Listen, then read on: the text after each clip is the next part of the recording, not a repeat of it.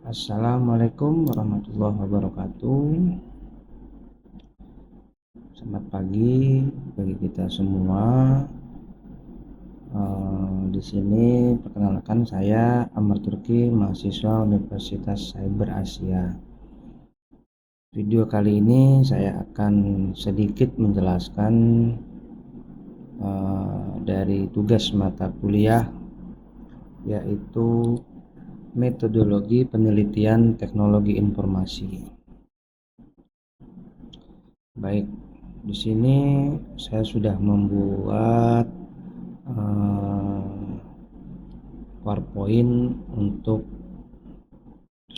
supaya lebih enak menjelaskannya, ya.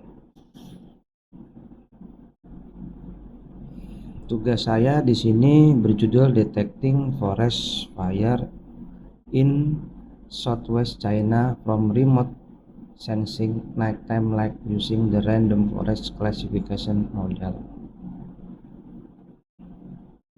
Review singkat tentang jurnal ini, yaitu studi ini berfokus pada mendeteksi kebakaran hutan di Tiongkok Barat Daya menggunakan data penginderaan jauh cahaya malam hari dari tahun 2021 dan 2022. Metode penelitian yang digunakan yaitu dengan mengembangkan beberapa fitur berdasarkan pancaran cahaya malam temporal dikategorikan menjadi piksel hitam, piksel cahaya stabil, dan piksel kebakaran hutan menggunakan model hutan acak.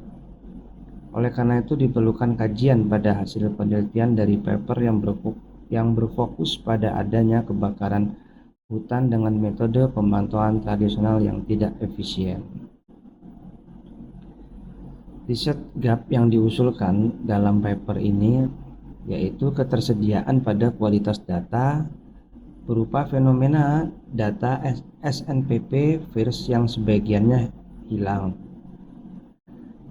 Yang kedua, kompleksitas pada klasifikasi data atau tahapan data classification. Fenomena pada data yang digunakan memiliki lebih sedikit fitur kategoris untuk menyederhanakan proses klasifikasi.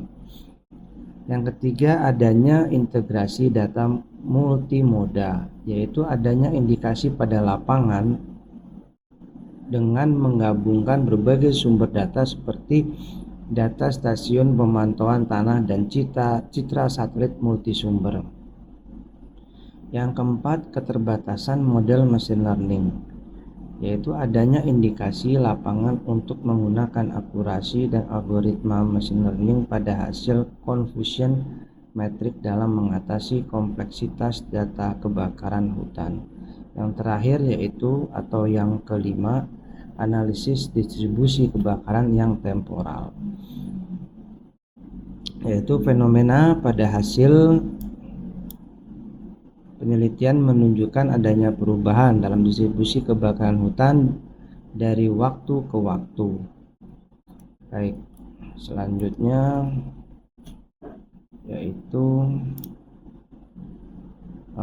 kelemahan metodologi dari gambaran state of the art. Kelemahannya yaitu terbatasnya sumber data pada penelitian, yaitu suite radiometer pencitraan inframerah terlihat, kemitraan orbit kutub nasional Suomi. Yang selanjutnya kelemahannya yaitu penelitian ini menggunakan data dimensi rendah dengan fitur klasifikasi yang lebih sedikit untuk memfasilitasi metode klasifikasi random forest yang lebih mudah.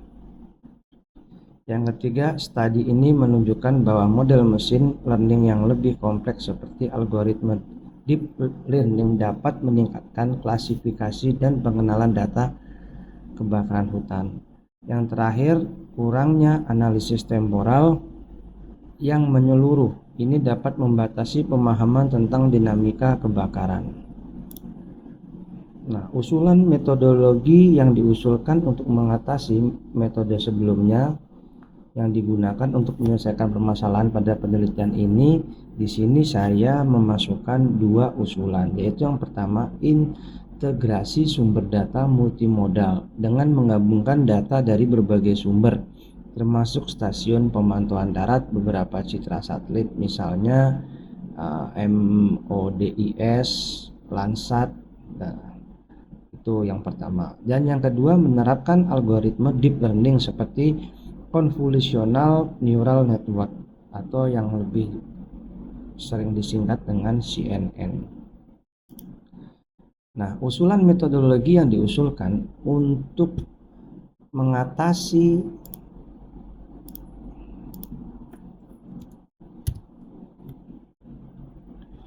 metode sebelumnya yang digunakan untuk menyelesaikan permasalahan pada penelitian, yaitu perlu dilakukan pertimbangan untuk menggunakan metode interpolasi atau teknik machine learning untuk memperkirakan nilai yang hilang.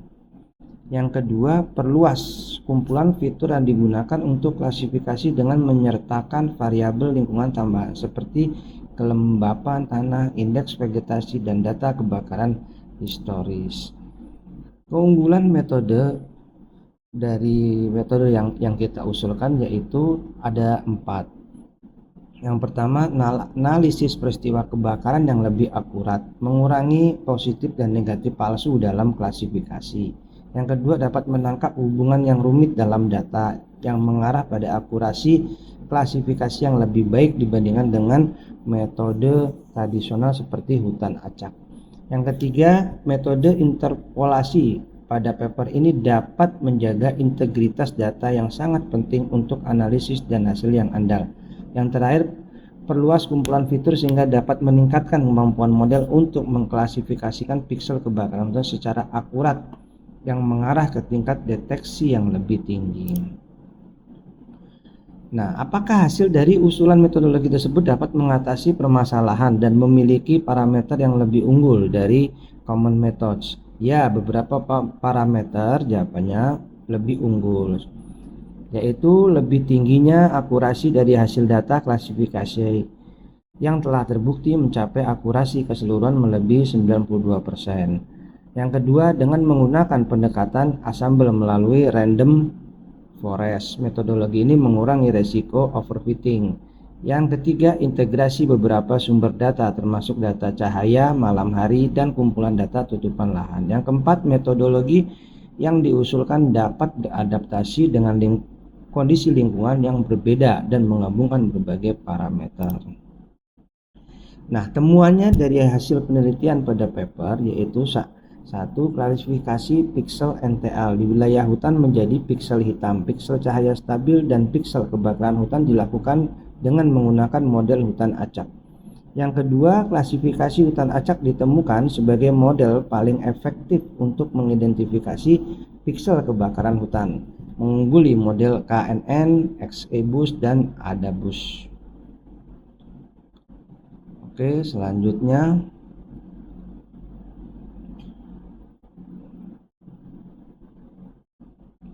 usulan metodologi yang diusulkan untuk mengatasi metode sebelumnya.